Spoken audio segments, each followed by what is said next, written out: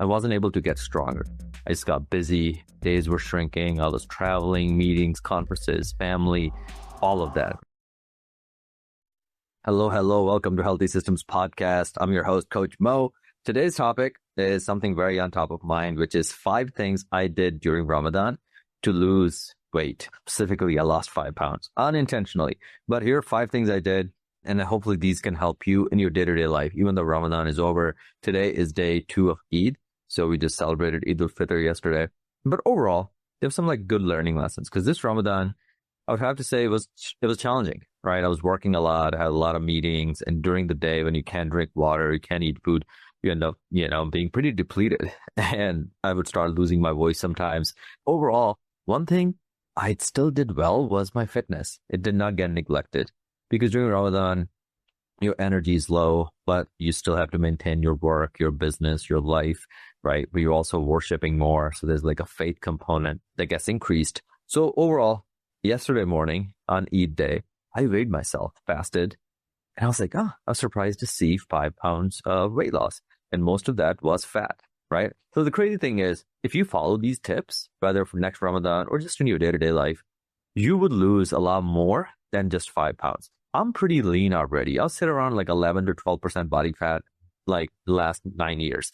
So for me, when I lose 5 pounds, it's a big thing because I'm dealing with the stubborn fat, right? But some of you who might have a little bit more fat, let's say you have 20, 30 pounds to lose, you'll probably, if you just follow these 5 things, probably lose more like 10 to 15 pounds, if not more, right? So here's what I did this Ramadan that not only kept me on track, but it also wasn't excessive.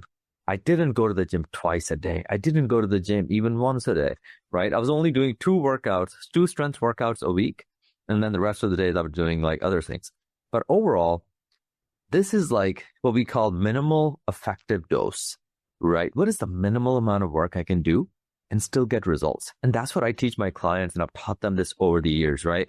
It's the goal isn't just to do more all the time. The goal is to hey, how can I do the least, get results without impacting my entire lifestyle, right? So the 5 things.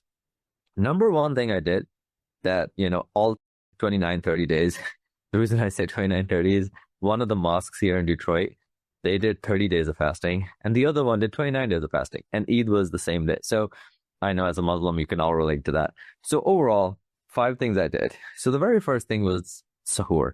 So when I woke up in the morning, I ate the same meal for Suhoor every single day, right? It was eggs, it was a little toast, sometimes half an avocado, and then a little bit of chicken with some coffee and electrolytes every single morning, right? My wife would wake up with me. We would eat the same thing, right? She would change it up for her. But for me, I would just eat the same thing because I knew how good I felt. And then after I would eat that, I would, finish up Suhoor, and then I would just start work. That was it. Same thing all 30 days. There was this Ramadan was unique in a way where I had 2 conferences come up in the middle of Ramadan, both different states, right? So I had to fly to both locations. And that was traveling in Ramadan is tough, right? But overall, same Suhoor that really kept me on track. So same Suhoor just kept my macros locked in. So there was consistency in food intake. That's number 1. And that's that one tip you can use in your daily life. If you eat similar foods, once you lock in a good system, you eat similar foods, I'm telling you, based on my experience, you're going to lose more weight. If you all just change it up, you're going to struggle. But part 1, same Suhoor. Second thing I did was 3 days a week, I would do 10,000 steps. Okay, I didn't do it every single day, but 3 days a week, 10,000 steps, right? So on days when my call volume was a little light and I knew I had a little bit more energy, I would actually go and do that more, right? I'll be all right, today we're going to hit for 10,000 steps. That was number 2. So 10,000 steps, 3 days a week, same Suhoor every day of the week. And then part 3, this was not intentional. I was planning to do more workouts, but on average, I only did about 2 workouts a week, 2 strength workouts a week. So I maintained my strength. I wasn't able to get stronger. I just got busy, right? Days were shrinking. I was traveling, meetings, conferences, family, all of that, even going to the mosque every night. So overall, 2 workouts, that's what it boiled down to. One of those workouts was sometimes at the gym. One of them was at home with my kettlebells, right? So 2 workouts a week, 3 days a week of 10,000 steps, and then same morning, breakfast, same Suhoor every day. Part 4 was keeping my Iftar protein heavy. So one of the biggest mistakes I see people make during Ramadans is they think magically that they're going to lose weight just because they're fasting during the day. Problem is, if you binge at night during iftar, you're going to struggle. You're not going to lose any weight, right? So for me, I kept pretty disciplined with my iftar. Most of the time, my iftar was exactly the same. And then I would try to eat more protein. So sometimes I would do 2 protein meals after, keep me satiated, keep me strong. And then, because the benefit of protein is that doesn't directly help make you gain weight.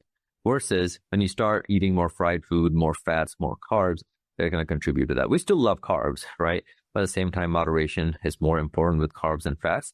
And moderation with protein, you can sometimes get away with. You can eat more protein and still not gain weight, right? So that's very important.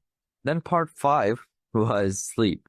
So during Ramadan, sleep gets neglected, right? It's tough to get all 7 to 8 hours a night. So I was getting mostly like 5 hours a night.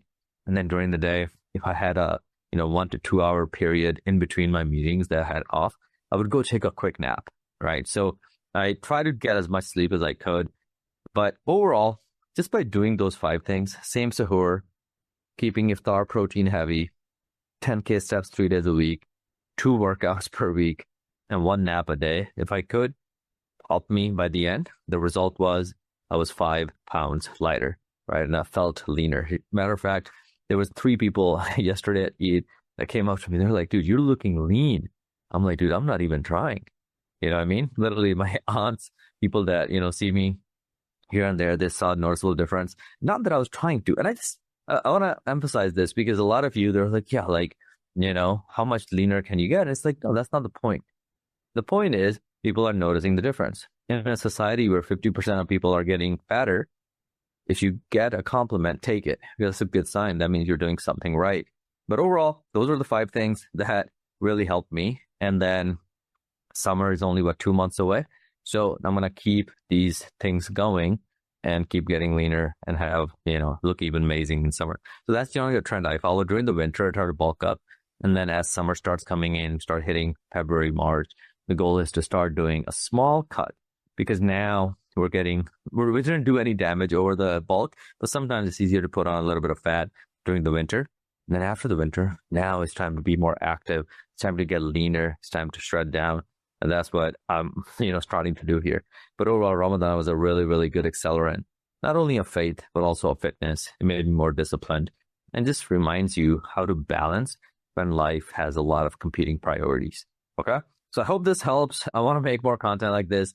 If you're listening to this, shoot me a message. Let me know that you heard this podcast. Let me know how Ramadan went for you. How was your weight loss journey during Ramadan? Did you lose weight? Did you gain weight? What actually happened? And yeah, happy to talk you through everything that we teach our clients. But overall, if you need more help, if you want more dedicated coaching, you know where to find us. It's Mo Gayas, MOEGHIAS on Instagram and Facebook. Or you can just go to our website, twtt.us. And then you can look through it. You can book a call with myself or my team. And then we can talk more about your fitness journey. But I hope this helps, and I'll see you on the next one. Thank you for listening to the Healthy Systems podcast. I really appreciate you for tuning in today. Now, here are 2 ways I can help you for free. 1, you can join our free Facebook community by just going to this link, bit.ly/Titan Facebook group. Just type that into your browser and then answer 2 questions, and then we'll let you into our Facebook community where you'll meet other people, as well as we have a lot of free resources in terms of meal plans, workouts, all kinds of stuff in there.